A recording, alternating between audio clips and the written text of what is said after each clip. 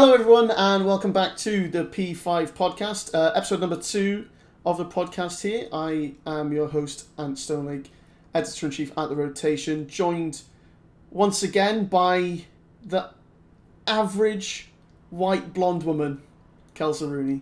Kels, we've just spoken to Camallenn for about an hour and a half, and he's given us some really good insights into the league, and it was just a great chat, wasn't it? Yeah, it was incredible, especially to obviously hear about him working with London, hear about obviously the Joey situation, the Paul situation, even the Harry situation, just to get a real insight into that it was incredible, to know what goes on behind the scenes. Yeah, of course, and obviously Cam's experience with head coaching the team at New York as well, and just a bit about what an analyst is, because not many people will know. But anyway, here is the podcast, our hour-long chat with Cam. I hope you enjoy. Alan joining us on the podcast, London Royal Ravens analyst. Cam, how you doing, man? I'm not too bad, thank you. How are you? Yeah, doing good, mate. Before we get started with anything COD related, I'm going to ask you the real question, right? The most important question, the most burning question, the thing that the people want to know. What's going on with the gym girl? Nothing. Why not? Literally nothing. Because there's someone else. Okay. Oh. How can you have the confidence to come on the podcast but not speak to the female in the gym? True. Because that's online. I don't have to talk to someone face to face. The timeline's going to be crying when they find out that you're. That's written off. If you got my, I deleted the tweet.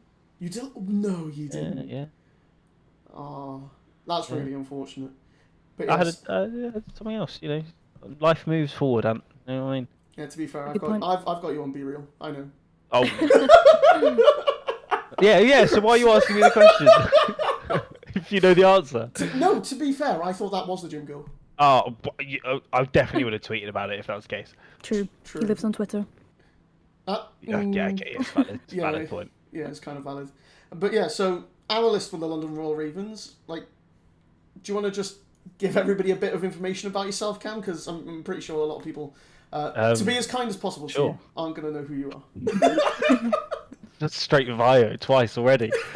My name's Cam. I live in the south of the UK, and I'm the analyst for the London Royal Ravens. Pretty much is. Doesn't get much better than that, really. I feel like I need you to ask me questions for me. I don't know what to say. This is saying a dangerous. I make spreadsheets and shout at Joey Gizmo. So actually, I don't. But I feel like a lot of people won't have an understanding of what an analyst actually does, and you've just said there that you make spreadsheets and shout at the players. Is that all you do? Well, Dom does the shouting. I sit there like a good boy. I mean, for the most part, it's like spreadsheets and tracking data, and then converting that data into how we can beat other teams, or seeing where their strengths and weaknesses, vice versa for ourselves as well, and then also looking at VOD and seeing that way how to beat, just seeing what they like to do on SD mainly compared to hardpoints. Because hardpoint becomes pretty a regular thing that you know how people play for the most part, whereas S&D can just change so much just by one little thing on the map being changed. I think it was Tuscan last year where the spawn got moved 2 meters forward and everything changed on the defensive side, or on the offensive side even. Mm-hmm. There's just little things like that. Trying to pinpoint what bombs they like to attack and their setups, etc. So I try and do the more behind the scenes stuff, and then Dom does more the scrim stuff. And obviously, being an analyst yourself, would you say teams benefit from having an analyst? Takes the workload off the head coach, so in that sense, I would say it's beneficial.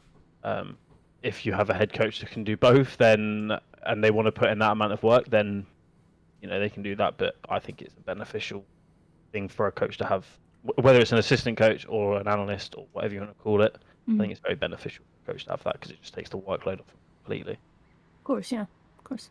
Do you think there's a very high ceiling when it comes to analysts in the CDL, with the sort of capacity that they have to improve their data intake and the kind of things that they do look at when it comes to processing data? I think it depends on if you have a degree or not. Because there's some people in the league Brandon and what have I forgotten? and JP, that have degrees and they can push their stuff to like that next level with just pulling their data directly from like VODs with their programs they have. Whereas for me, mine's basically all manually inputting it. I don't have a degree. Same goes for like EasyMac, and I believe several other analysts as well, where it's all just manual. So there's like a I'd say there's almost like a tier where you've got like JP and Brandon, as in Novus Vita, and then you've got like the ones that don't have that kind of like underneath. So they do get paid a lot more than kind of like what we would pay. Yeah, 100%. Yeah, it does make sense. And for someone who is sort of stuck with I say stuck with, obviously it's a lot of work manually inputting data as an analyst. Do you think it kind of, I don't want to say limits you, but that can be the case, right? I mean, yeah, you kind of have to try and pinpoint exactly what you're doing compared to them just being pull it directly from the pod.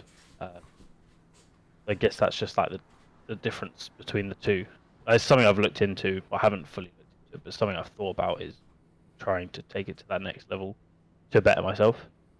Because then it can just mean more opportunities in the future rather than me being stuck at this level. Yeah, definitely. And how is it when you have to transition that information that you find through your analysis then onto the players, and like how And then how do you do it? Yeah, how is the interaction between you? Like, it's very difficult for me to do it this year. It was more kind of passing it to Dom because obviously I wasn't out in. Well, I don't know if anyone knows, but you guys do. But for the people watching, like, I wasn't out in the US this year, whereas the rest of the team were all living together in the same facility, etc. So for me to kind of pass that information across, it was a lot more difficult. Rather than being able to get it up on like a screen and then go and look at this, and this, having everyone sat down, it's so much harder doing that over TeamSpeak. Mm-hmm. But it's basically just like everyone pulls up the spreadsheet, and kind of like, okay, look at this, we try and work on this, and then you kind of then look in the scrims to be like, okay. But then Dom would obviously do the more intricate stuff in scrims, so then he's looked at that as well. He can be like, okay, specifically focusing on, say, like a Berlin P2. I was like, okay, we're not getting much time on this, but we're giving up loads of time. Why is that? Are we breaking? Are we not breaking? Kind of thing. You know what I mean? Or getting broken, even. If you get what I mean. That's kind of how Yeah, of course. The process of how it works. Mm. And how much time would you say, let's say, how much time a week would you guys go over VODs together? VODs, etc. Well, it's different. I went through stuff myself in terms of like prepping for matches, also with like S&D. Yeah. Them I don't really know, again, because they would do it off a TeamSpeak in the same room, like on the sofa, etc. in the facility. So I don't actually know kind of the numbers wise of how often they do VOD. Yeah, but then you specifically, how long do you sit? Like the amount of hours that you've put in. Obviously, I know you quite well because we're friends outside of everything. Are we? Now. I should hope so at this point, mate. To be honest, but like I know about your work ethic and your drive to sort of improve yourself as an analyst. Yeah. Like, how many hours would you say you specifically alone put in, say in a typical... Including scrims or like excluding scrims? Including scrims. Well, scrims about 5 hours a day. It would kind of vary on the other job as well that I had, trying to maintain an hours-wise on that. Depending on how long I would be on for scrims. The scrims is like 5 hours, and then I wouldn't usually do after scrims. I'd try and do the other stuff like either before or days where we didn't have scrims, whatever. But like S&D stuff, depending on how many teams you're tracking, like you'd kind of do 5 teams for your league matches, so it'd be maybe a couple hours per team, going through like all the depending on how many VODs you were going through, it could be like 5, 6, 7. It all relates to how many games they'd play at like the last major, you'd say, because if they got to the final, then you got more VODs to go through. But if they only lose round 1, you've only got that VOD plus their 5 qualifiers to go. So yeah, it would completely vary, but I'd say max like maybe 2 hours. If it was phase, max 2 hours per team.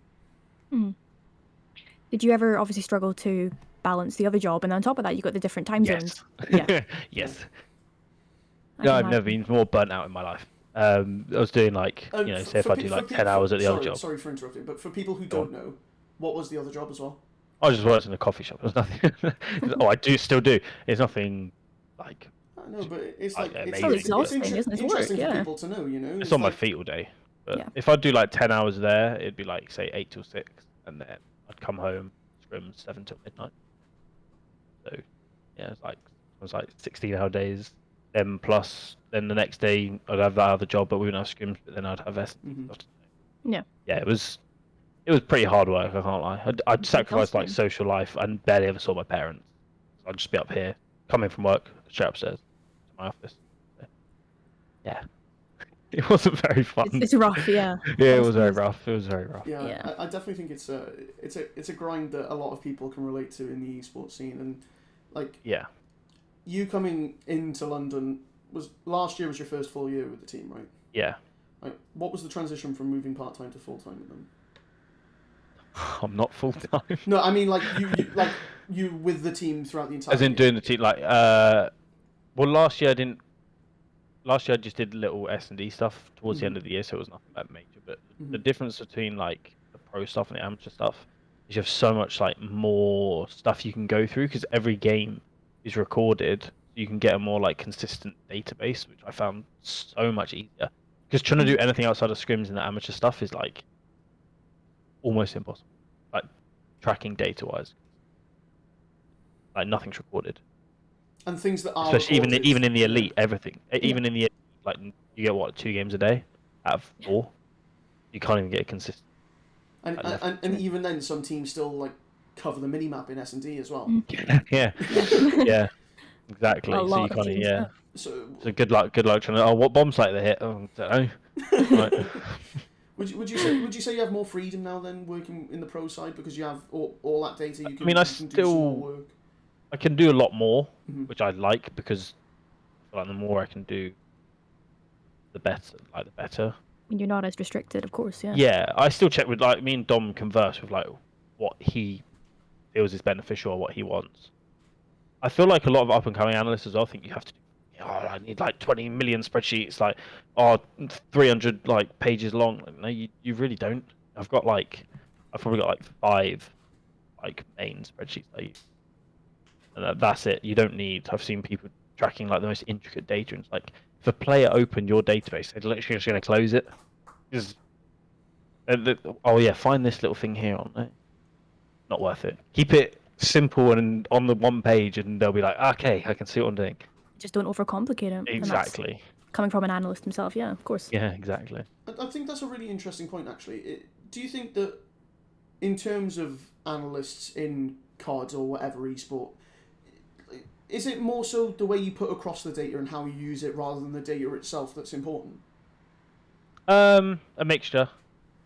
It's important to have the right data, but the way you like portray it to people is as important. Because if you're just putting it on a spreadsheet and making them look at it, which is what I used to do in the amateur stuff, and it didn't work. The more you actually talk about it with people, like the players or even the head coach, the more it kind of sticks in their brain and becomes like a regular thing. Obviously, I would much rather be able to do that in person. This year, again, like I said, it was very hard to put across the stuff I wanted to put across. I could have done a lot more, but I was so limited that I could. Yeah, That makes sense. absolutely. Yeah. But you've said that like about having limited resources in the amateur side, and Kels, I know you've not really worked with an analyst before. No, yeah. Is that part of the reason why? USJB. I don't work with Lou. Oh, I thought you did. Lou's wishes. Yeah, he does. Sorry, go on, Ant. I can't be having Lewis JB getting mentioned on this podcast. Should get him on. Wouldn't be able to get over the camera though. It'd be like this. It'd be like you before when you were just sort of like, oh, I'm gonna head glitch It'd it. be like, hey, glitch my team. I'm Lewis JB. He's gonna watch this and be like, why Good. have I caught such a bad stray? Yeah. Deserves it. Lewis. As per catching strays. I've completely lost my train of thought now. Yeah, so that's my. Thanks, that's Cam. my Appreciate bad. that. I can't remember what you were saying. Okay, right. No, I found it. I having an found analyst. it. We've got it. Yeah. Go on. In terms of analysts in the amateur side of things, Mm-hmm. do you think because of the lack of availability of data, do you think it becomes more difficult for them to make the step up to the pro Yes. scene? I was extremely lucky that I worked with Trey in Cold War, or Zero Cold War, because that gave me like, I got the best connection I could have got, well, and Marcus and even Joey. You know, I got the best connection in Trey going into this year from working with him for the whole of last year. If that had been anyone else, they'd probably be where I am right now, if I'm being honest. And that's not me saying that I'm not good at what I do, because I feel like I am good at what I do. But as much as it is what you know, who you know is like massive. Of course, especially in esports, I think most people know that's that. what I mean. Yeah. That's what I mean in esports. Like, you know, if you put Cynical in my position, you know, he could be where I am. So. I mean, at the same time, though, like you said, you're good at what you do. So. I mean, yeah. I mean, I don't know how massively good other people are. I've seen other people's work, and that's kind of where I got my point on. You know, people trying to do too much. But that's not me saying their work's bad. They just, some people just try to do too much because they think more is better. It's not. If you do too much, people are literally just going, I can't be asked to read that. No, that makes complete sense. Of course. Kels, from a player's perspective, like, what kind of data would be useful to you to be told? Well, first of all, I know KD's not everything, but yeah, if we just cancel that out completely, I don't need to see my KD, especially non-scrims. But no, it's even just a case of, I mean, obviously you were speaking about S&D. Yeah. I mean, when you speak about, obviously, like when you speak about like bomb site percentages, like, you know, how much, like, for example, in Berlin, S&D, when people started going to B, you know, that was the predominant bomb site. You know, as soon as you get the bomb down, you back up, right? Yeah. You most likely win the round. But then I think it was like in the middle of the year, a lot of teams started going A, right? And it was a case of, you know, A works out perfectly for most teams if you get the bomb down. So it's just a case of that, like which bomb site percentage, like which is, you know, better off. I'm on a tangent here. I totally forgot what you asked me at this point. But little things like that, I say little things because I feel like a lot of analysts, especially in the amateur scene, just focus on KDs. You know, that's all they see. And that's obviously a lot of people just kind of see that. It's kind of difficult though in the amateur scene because obviously you're restricted. That's like the main thing though that get people picked up, and that's the issue is that people will play for KDs because of course, but coaches and people, they look at it and go, oh, he's dropped 1.2. Which but I say little things, but obviously you get me, like, yeah, just like bomb site, the percentages, like which bomb site works out better, like, you know, it's certain routes. I mean, I can't really speak much because I didn't know what an analyst exactly did until obviously speaking to you. But it's like there's the little things, you know. It's not just I feel like hardpoint data is like the main one. Yeah. To be honest, like I do like a spreadsheet where it's like over the whole week, kind of how in scrims, like our percentage of how many points we get compared to the teams we play, and then like dead times. It'll be like 40%, 20%, 40% like dead time. That would be like Bacage P1. Actually, that's like 60% dead time, but. There's things like that, and you can see, okay, well, we're not getting in the hill, but we're also keeping the other team out the hill. There's a lot of dead time. Can we try and slide in more, or can we, like, this isn't bad because it's a heavily contested hill. You know, we're keeping their hill time down compared to ours. There's things that I feel like things like that is actually really important. Oh, definitely, of course. To be fair, the other reason I said S&D is because that is what our team was kind of best at. You're an S&D superstar. This podcast is about you. But no, of course, hardpoint data is huge. Any data is huge. But of course, it's just, that was me trying to put out, yeah, KD's not, you know, everything. And I wish most people knew that. But I guess it's what they see the most, isn't it? I think it's hard for a casual fan. Because say you don't watch every single map that everyone plays, and it's the quickest sort of judgment of whether a player's played well, if that makes sense. For somebody who doesn't watch a lot of COD, like, yes. I understand that it is a sort of yes and no kind of argument to that.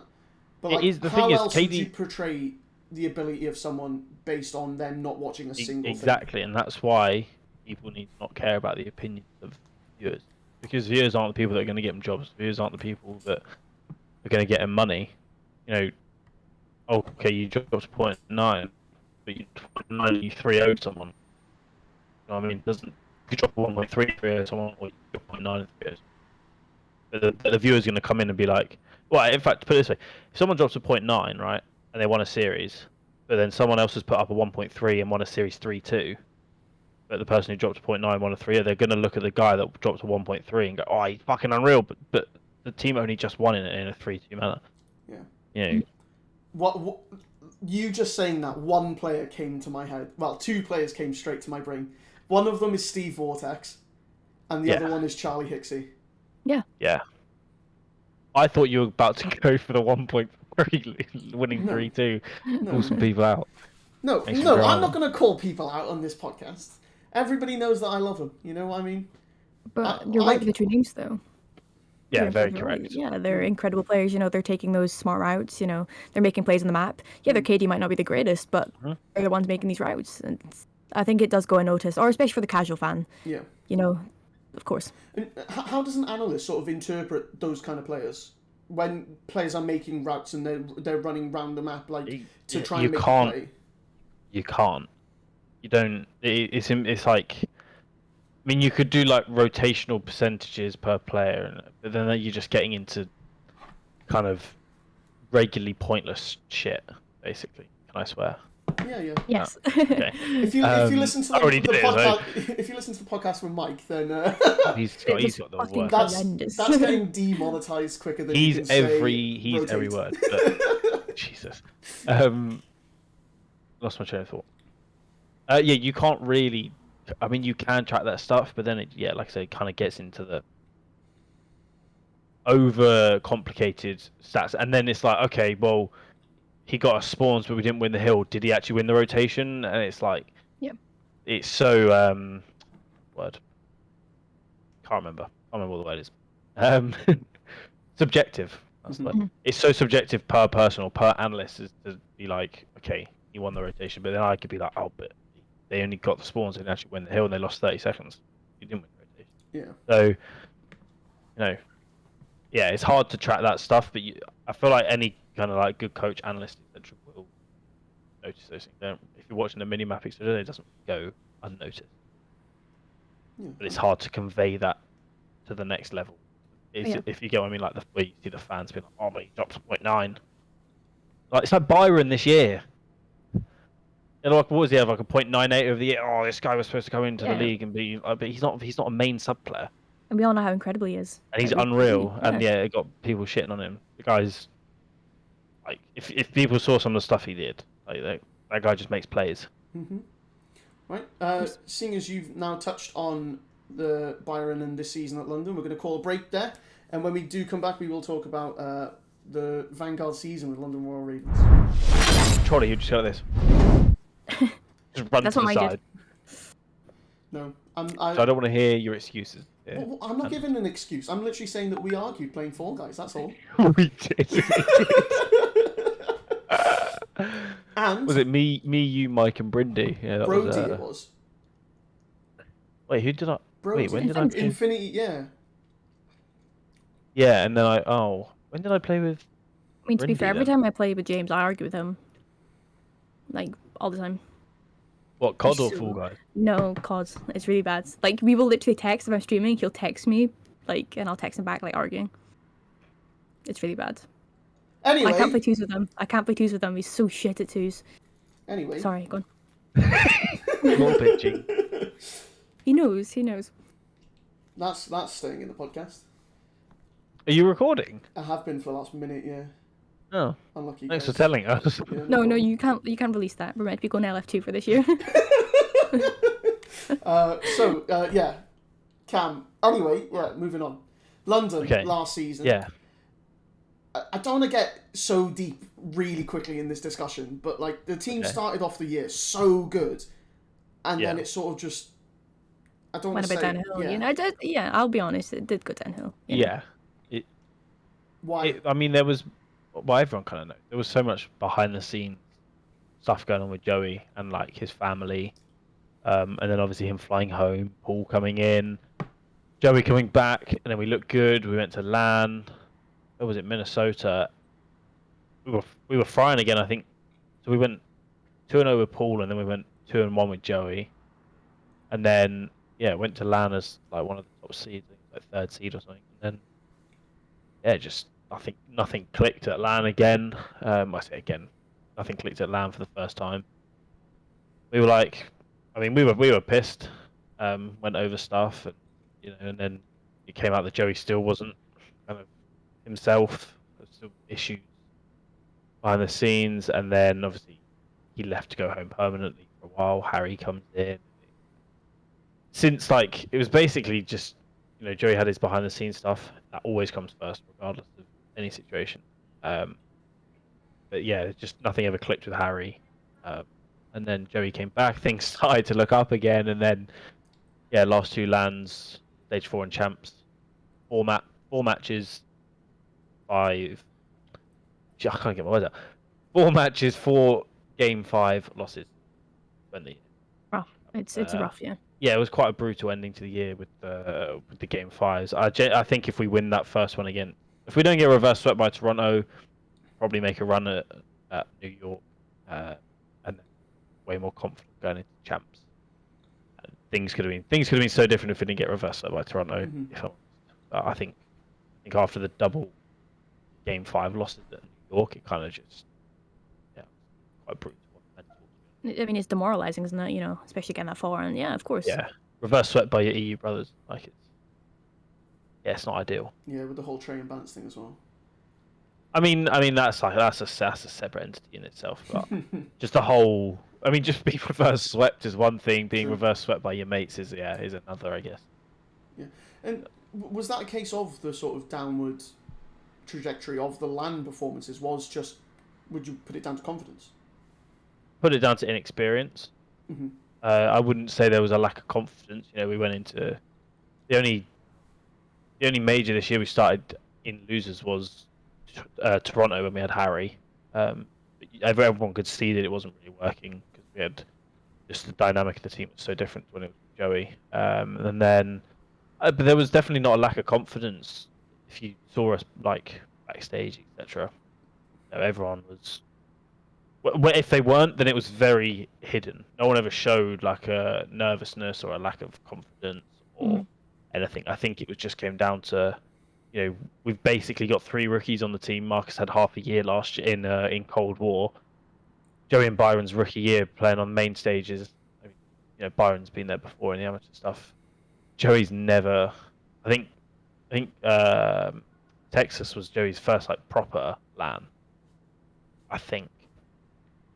Bar like the amateur ones in Modern Warfare. I think that was and definitely his first like actual main stage.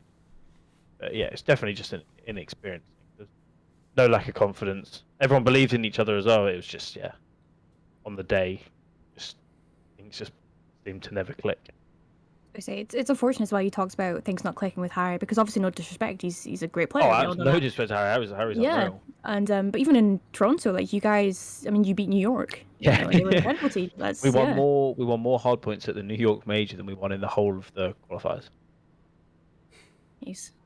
Funny. Quite the stat, isn't it? Yeah. Yeah. Almost like it's my job. Almost. So, God. Do you have any responsibilities during a series at all? Only in New York, which I think you're going to segue to at some point. We will get onto that eventually. In general, no. I mean, me and Dom would speak about vetoes beforehand, but most of the time it would ultimately be like his decision or the team's decision. I would give my input. I would bring up spreadsheets and be like, okay, they've been recently strong at this map. We could probably ban this one, or they're definitely going to. You could kind of guess vetoes before most series because we had auto vetoes for pretty much every game mode, so you kind of get a gauge for it. But that was kind of like my only actual responsibility on game days, just making sure everyone was good. And how was working with the team? Because that group of 4 players, it does seem from the outside like a fun group of players to be working with. It was class. I loved working with all of them. I wish I could have done it out in the US all year. It would have been 10 times better. 100 times better. Because I remember when I went to the Minnesota LAN was my first one of the year, and I just came home and I was just like, "Fuck's sake! Why have I got to come home?" Like, we were sat in like the hotel room doing some VOD review, and I kind of almost like took control of it, and I was like, "This is what I want." I don't want to stay in my fucking bedroom at home, like on my own, while they're all out there living their best life. But yeah, that was the only real negative of the year for me personally. But working with them was class. I became very good friends with them. which is nice that you can be friendly with your teammates whilst also having that level of kind of professionalism when it was Yeah. needed. It makes a huge difference. Of course it does. Would you say they were Yeah. all, obviously, I mean, I guess you would say they were all easy to work with then? Yeah, and I Yeah. mean, didn't really have an issue with any of them. If they needed to hash something out with each other, they'd hash something out with each other. You know, I didn't really get involved in, like I said, it was hard for me to get involved in too much when I was here. Majors, 100 times easier, and that was great. So I could actually talk face to face to someone about something if we needed to, rather than in a call with everyone, whatever. But, I say in a call, there's only so much you can get across, and especially you don't want it to come Exactly. across in a bitchy manner. Yeah, of course. You're just genuinely doing your job. Yeah. You've got no facial expressions to go off. Yeah. Of course. Demeanors and anything. You're just literally talking to someone through your headset. Yeah. Yeah. Yeah, 100%. And obviously, it just seemed like a great vibe when the team was firing on all cylinders. It seemed just like a fun environment to be a part of. Oh, it was. Everyone, if we were winning games, like at LAN, who was it we beat at? Like when we beat Toronto, when we beat New York at Toronto, we had no expectation to win that. We were just literally saying before the whole tournament, we had no expectation. We were like, any points here are big. If we can win 1 or 2 matches, that's huge for CDL points. When we won that game, we were just like, fucking hell, how do we do that? Yeah. Job done, 10 points, I'll take it. Like everyone was in a good mood. I remember after that match when you came into the media room in Toronto. And oh yeah. Yeah. That was when we met for the first time. It was like in person anyway. It was yeah. Because Marcus and Trey came and sat down on the table, and I just remember like. I think it was Trey who said, "I'm just different on LAN." Do you know what I mean? Yeah. It's like yeah. they just seemed like they were having such a good time, and we were. But I think that was more pronounced because we'd had such a shit 3 weeks prior to that, like depressing. Just couldn't string anything together. I think the only team we beat was Paris in those qualifiers, and I think it was like 3-2. We probably should have lost the series, like. So for us to even win a game on LAN was just huge for the mental. Boys needed that one bad at the time. To be fair.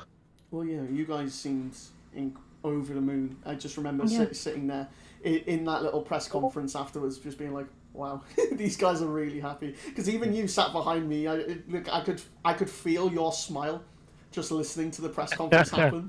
Like that's how. Yeah, exactly. It was that exact smile. That was just me smiling with happiness at seeing you, but no, stop it. That's not what you were like when I saw you in London a few weeks back. You were very upset to see me then. No, I was upset to see Tilda, but that's Facts. another.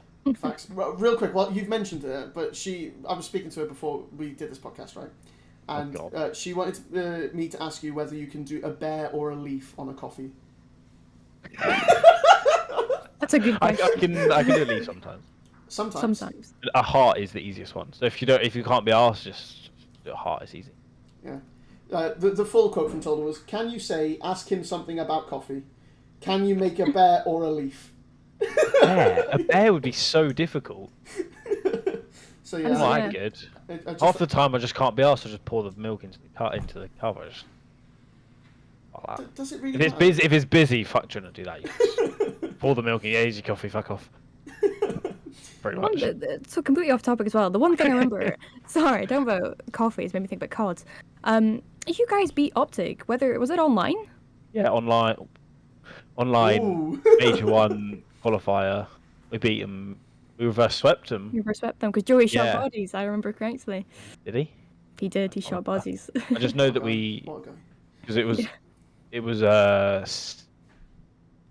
we lost 6-5 on the Berlin S&D. Yeah. Shock.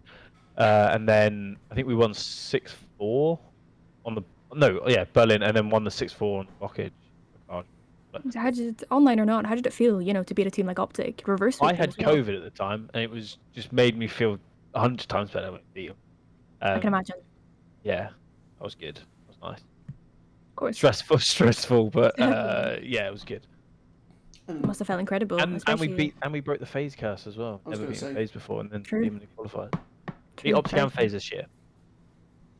Well, the thing is, the org had never beaten phase before, right?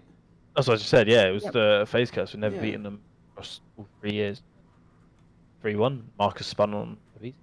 Yeah, right. Had Speaking to of slide that one in Marcus, there. speaking of I Marcus, mean, I screamed when I saw that. That was there that was was different. there was another one as well. I can't remember who it was. It might have been against New York. It was definitely Berlin Ducks. I can't remember. Oh, Marcus spun on 2-0. Oh yeah, of course, yeah. That was bad. That was really bad. That was Yeah. really bad. It really was. But yeah, speaking of Marcus, obviously he's off to Mini. Yeah. Yeah. How big of a loss is that going to be for the team?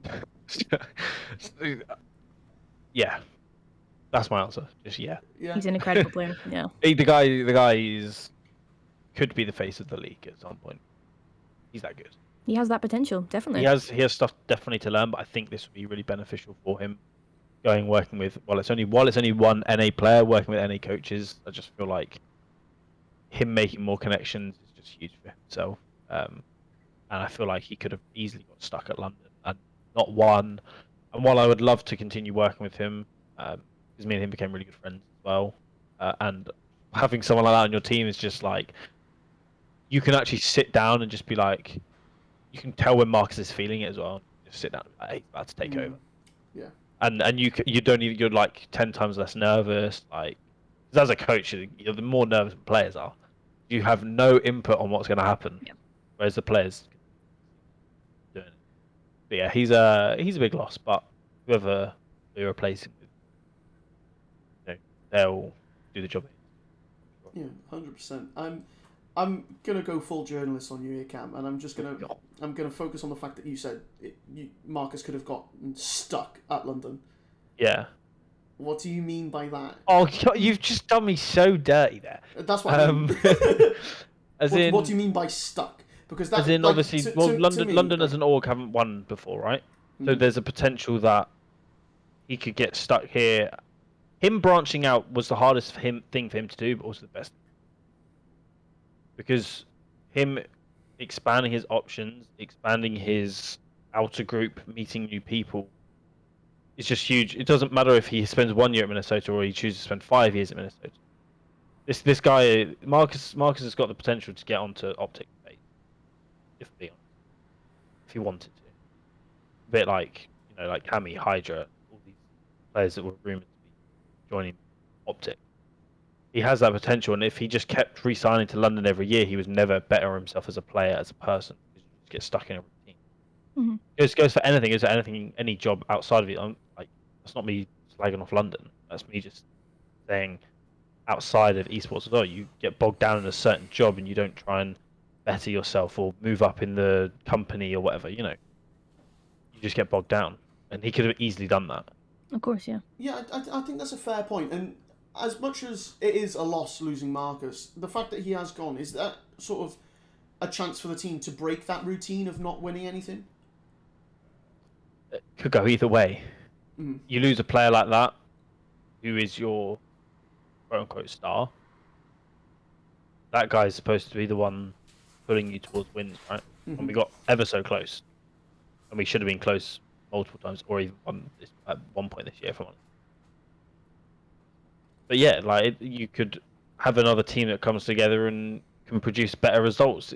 The team could click better going into next year than we did this year, and that team clicked really well. You never know. It doesn't necessarily, losing a superstar doesn't necessarily mean you can't win. Yep. We can definitely still do that. Yes, everyone knows losing is a huge loss. No one's going to sit here and deny that. You can interview Dom, you can interview OD. I think it's a huge loss. But he's doing it for the better of himself, and that's completely understandable. I respect that. But the London and Minnesota matchup is going to be one to look out for. I look forward to it. Well, yeah, probably more EUs on that team than there will be on. Maybe that could be the new EU rivalry. Am I wrong? Interesting. This will go out after. This should be out after Toronto have announced that their roster will be Jamie, Insight, Kleenex, Scrappy, and Standy. Yeah, so there you go. More EUs on the Minnesota team. Yeah. And Ben versus, well, I don't know what's happening. To be honest, nothing's happened right now. I don't know what's going to have happened when this goes out, but yeah, it could be another Vance versus Trey. Yeah. Which is always nice to see, isn't it? Yeah, on a different team, which is Yeah. always nice to see. 'Cause- And then Marcus versus London as well. Yeah. And the Bants versus Trey thing, that is founded in friendship, right? Because I feel like they're best. They are yeah, best friends. literally. Because I feel like a lot of people see it and be like, "Oh my god, a rivalry!" But it is all like it's hard, they hate hard-setting each other in game. They don't hate each other in game, but there's hatred in game. You know, they want to win. They don't give a fuck about their friendship when they're in game. As soon as that last map finishes, they're best friends. Yeah. So, and that's Completely good. That's how understandable, it should. That's how it should be. Yeah. Something that Kel's told me that she wanted to talk about before we started the podcast was the transition of bringing Harry in when Joey had to go home and like the adjustment that the team had to go through. Like, what was that? Yeah. What was that period like for you guys?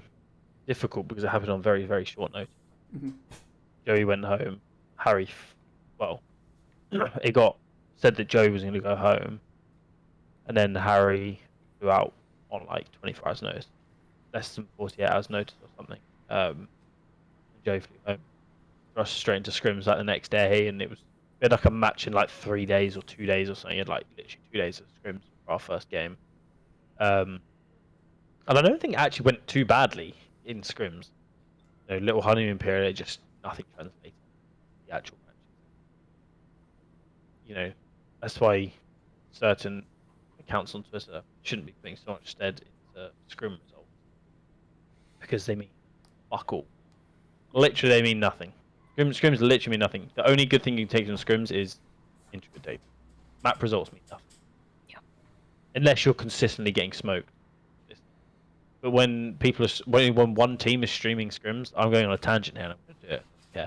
Mm-hmm. When one team is streaming scrims, or two teams, in fact, it was only one team because it was Methods was the only one who was streaming scrims, and they go and play Seattle, and they smoke Seattle, but everyone knows that Seattle was the best team at the start of the game. Oh, Seattle is shit. Seattle is shit. Where are you What are you basing this off of? One guy posting scrim stats online, like scrims mean nothing. It's just practice. I don't know where I've just tangented from, but I have. I mean, I think everyone would say it's obvious. You know, you'd rather get smoked in scrims than in Exactly. actual matches. Yeah, of course. It's where you're meant to learn things. We just couldn't win with Harry. Nothing just ever clicked with him, and he definitely does. And I feel bad because I feel there could come a time where he doesn't get another shot based on what happened. But he's more than, because that's what people look at. Whereas he's more than talented to do that. It was just the team he came into. We had a main AR. He was replacing a very, very fast he was replacing the fastest player on our team in a flex role. But then Trey had to go and do the flex role, and Trey himself isn't the fastest player. So then the pacing was just completely off because you had the disparity of Marcus and Byron compared to then Trey and Harry, and it just never worked. The way Harry played just didn't connect with the rest of us. Obviously, the short notice on top of it, of course, that was never going to help. Yeah. It was doomed from the start. That sounds harsh, but it was always going to be tough, wasn't it? Yeah, it was always going to be tough. Of course. Then what about after Harry left? How hard was it to sort of readjust to having Joey in the team? Honestly, it wasn't. I feel like because the way the boys have been playing, even with Harry, because they found it hard to make the adjustments, everything kind of just re-clicked straight away. Like we should have gone 5-0 in the qualifiers because we had the issues against LAG. You know, Joey came straight back in and things were looking good. First 4 games, good. Beat FaZe, good. Had the 5-hour series versus LAG. And then even leading into the New York Major, it was good. Everything good, and just nothing clicked. What you've done there is presented us with the perfect segue. Literally, I couldn't have asked. Oh, you're so better. welcome. I couldn't have asked for better from. Literally, I couldn't have done it better myself. But talking about New York, obviously, Dom wasn't there, and it was left to your beautiful self. Yeah. On main stage. Yeah. What shifted in your responsibilities? Obviously, with Dom not being there. Everything. And now we had Dom on FaceTime for like most of the time we were out there, which was good. Yeah, but we're not Well, talking obviously- about Dom here. We're talking No, about I'm your s- experience. Yeah, yeah. saying, We're that's talking what I'm about saying. you. We had You were on main stage, Cam. You were on main Yes. stage coaching a Call of Duty League team. Yes. In whatever capacity you were doing it, that's what you were doing. yes. Yeah? What was that experience like? Do not... If I hear the word Dom out of your mouth in the next 30 I seconds... love Dom. Oh, my God. It was different. Hmm. That's a good way to say it. I flew out on less than 24 hours notice. I got told 2 days before that I might have to fly out. Kev took Dom to the doctors to get himself checked out. He's on crutch, like he couldn't fly basically. They booked me a flight and I was on the flight within 16 hours. So I think it was actually, that was almost better because I didn't have time to process everything. It was kind of just, okay, you're going out, you're going to be head coach for the tournament, you know. It was it was a great experience for me to better myself, but it also made me realize how much I've got to learn. Yeah. As a coach, as an analyst, as anything, as part of a coaching staff, it made me realize how much I need to learn, which was a good thing. It was all a good learning process. It was quite surreal. First time I was quite nervous. I didn't really know kind of like what to say because Dom does it. So first time I kind of got into it, and Trey was a little prick because I was about to say something. He goes, "Yeah, go on, Cam, say something," and I'm like, and then I just did what I did, gassed Joey up a bit, got him fucking like bopping around and stuff, and then we had a 250, 249. Not a bad way to start your head quote unquote head coaching little stint. That was that was one of the craziest that was stressful. endings for hardpoint maps that I remember Yeah. from the entire year. Yeah. Oh no, that was the craziest hardpoint from the whole year. Yeah. Not of all time, but close. Well, I don't know if you're counting challenges in that, because I remember the Spanish playing against each other, and I can't remember which way round it was, but it was like 249 to 210, and they ended up losing. Fucking hell. Yeah. But were we talking Bockage? No, Tuscan. There was a Bockage as well. I think it was a Spanish as well. I can't remember the scores, but that was just back and forth constantly. Yeah. I could not remember the score though.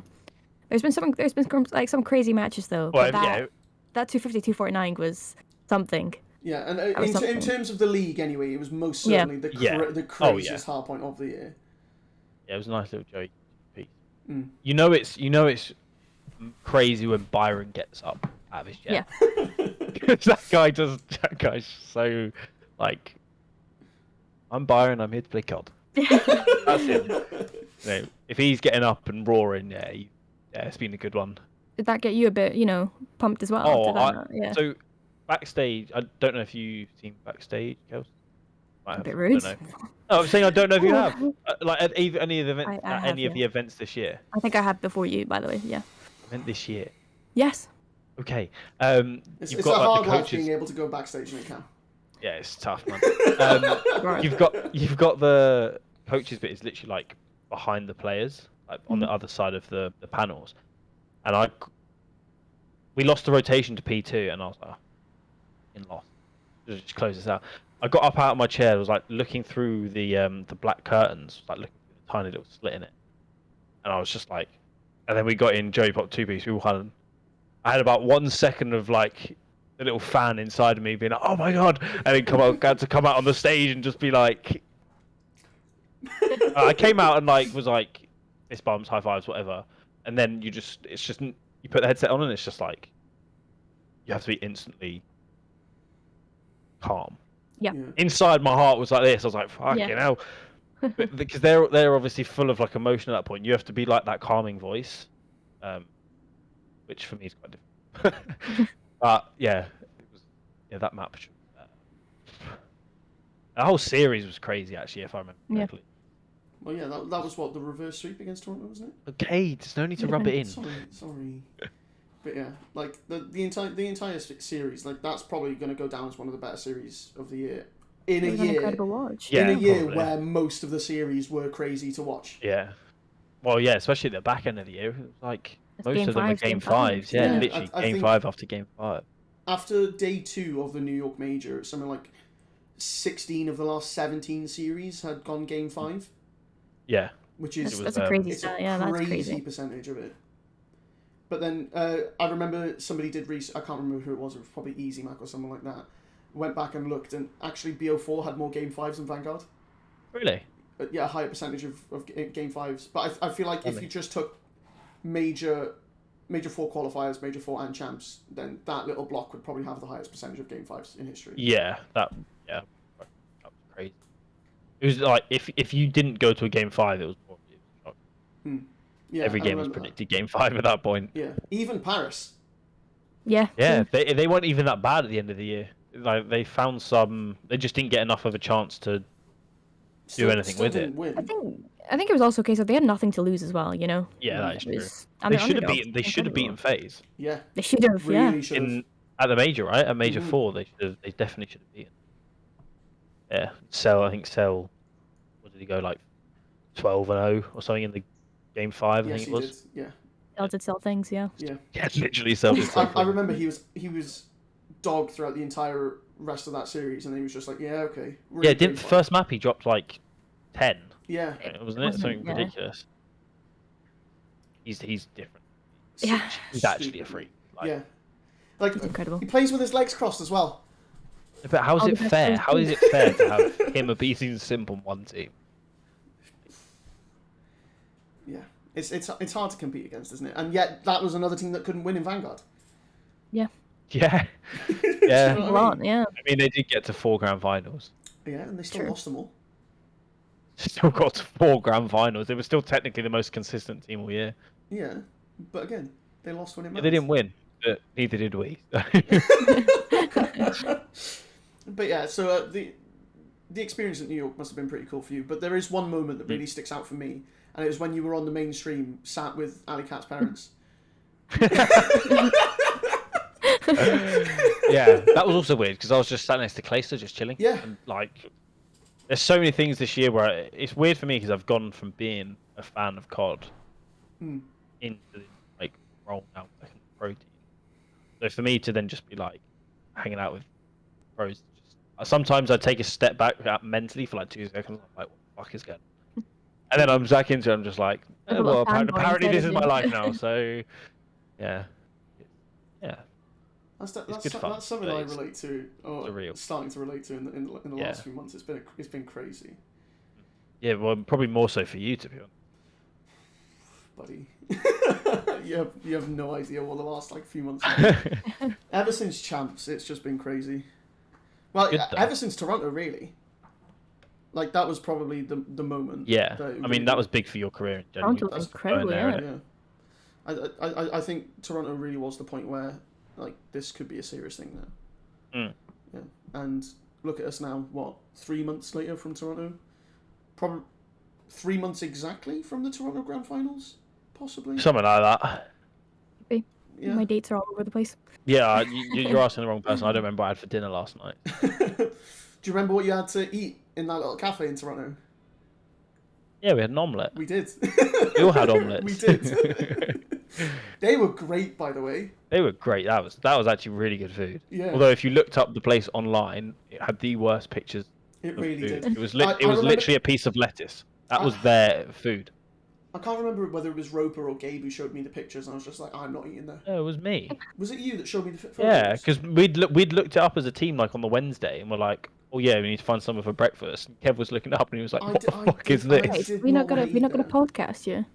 What's We're going just on? We on a not gonna tangent podcast about you? food. Yeah. Like, What, you on a time schedule? well, a little bit. Liverpool Liverpool play in 40 yeah. minutes. Oh, we'll be done in 40 minutes. Will we?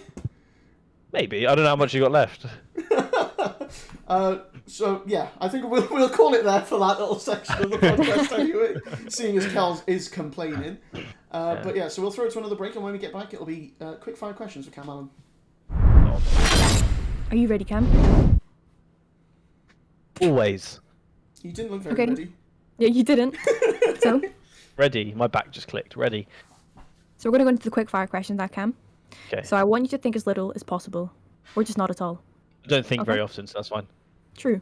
So your first question: one person in the scene that you can take in a fist fight. Trey. One person who's in the league that shouldn't be. Oh. I'm not answering that one. I'm not burning You bridges. can't not answer. I'm not burning bridges. What comes not to that at burning the It, end it doesn't. again? It doesn't What have. comes It at doesn't have to be a player. It can be a coach. True. Okay, ask me that one later. I'll have a not a think for that one. One person who isn't in the league that should be. Probably Ben. Red beans? Yeah. Your favourite ice cream flavour? Vanilla. Okay, your favourite COD map? What, of all time? Of all time? I liked Fringe. Fringe. Yeah, Fringe was a good map. Okay. Your favourite COD of all time? Black Ops 3. Jetpack or boots? Jetpack. Describe Vanguard in one word. Shit. I respect that one. Will MW2 be good? Fucking hope so. If I speak, I'm in big trouble. I hope so. You don't want to jinx anything, of course. Is that true? Yeah, I hope it's shit. There So you go. who's winning 2023 COD champs? London. And I'm going to go back now, okay? One person who's in the league that shouldn't be. Does Mike count because he's on an academy team? No. Fuck, I don't You can't know. get out of this one. Mike I know. eventually answered. Yeah, this was the one that Mike took 10 minutes to answer. Yeah, I bet he said me, didn't he? No. No. No, he didn't actually. He gave us. He gave You us said like a player. He Did gave he? us Yeah. like 3 different answers. Fucking hell, he really wants to burn bridges. I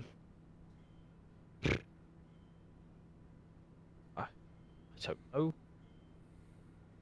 trying to think if he did absolutely fucking awful. I was gonna say, is this because you don't want to burn bridges, or because you literally don't know? One, I don't want to burn bridges, and two, I don't want to be a prick. So you have someone in mind. Yes. Is it just one person or several people you have in mind?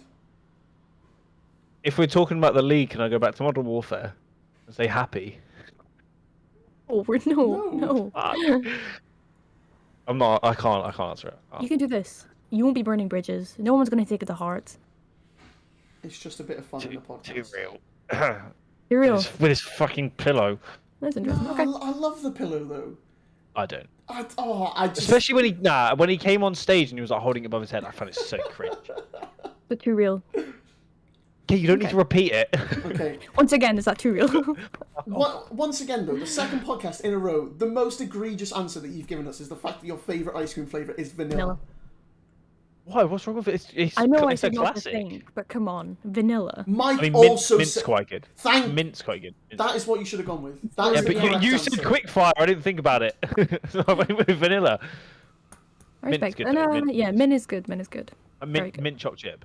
Yeah, that's the Yeah. correct answer. Oh, is that the correct Yeah. answer? Is it? Yes. Okay. As soon as somebody gives the correct answer, I might celebrate. Yeah. When somebody gives the please correct celebrate. answer. Can we retake? Mint choc chip. Oh, there we go. Just edit that one in.